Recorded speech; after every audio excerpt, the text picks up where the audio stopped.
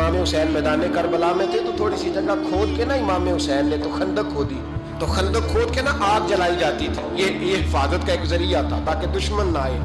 تو امام حسین نے اپنے خیمے کے سامنے خندق کھود کے اس میں آگ جلائی تاکہ پردہ رہے، عورتوں کے پاس کو دشمن نہ آئے۔ تو ایک شخص سامنے کھڑا ہو کے کہنے لگا حسین تو نے دنیا میں ہی آگ جلا لی ہے، معاذ اللہ ثم معاذ اللہ، کہنے لگا آگے تو آگ ملے گی، یہاں جلا لی ہے۔ تو امام حسین کہنے لگے میں حکم دیتا ہوں آگ کو کہ تجھے ابھی پکڑ لے۔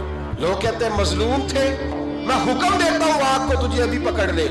یہ لفظ امام حسین نے کہے، میں 3 کتابیں تو میری لائبریری میں ابھی ہیں جن میں حوالہ ہے۔ جب کہا نا میں حکم دیتا ہوں تو وہ آدمی گھوڑے سے نیچے گرا اور گھوڑے کی رکاب کے اندر اس کا پیر الجھا، گھوڑا ڈر کے اتنا دوڑا کہ جا کے اس آدمی کو آگ میں پھینک دیا۔ امام حسین کے سامنے جل کے مر گیا۔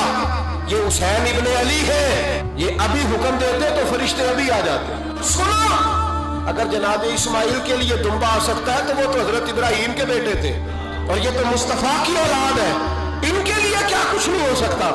لیکن امام حسین نے پسند کیا تھا کربلا کے جہاد، وہ اپنی پسند پہ تھے۔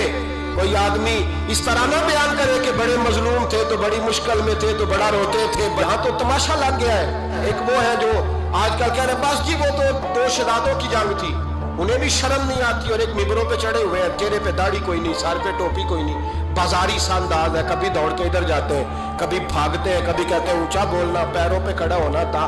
یہ لوگ بیان کریں گے امام حسین کی بات؟ بیویوں کے مصائب پڑھ رہا ہوں، اور بیویاں ہوتی ہیں جو ہائے ہائے کرتی ہیں، واہ ویلا کرتی ہیں، یہ میرے نبی کا خاندان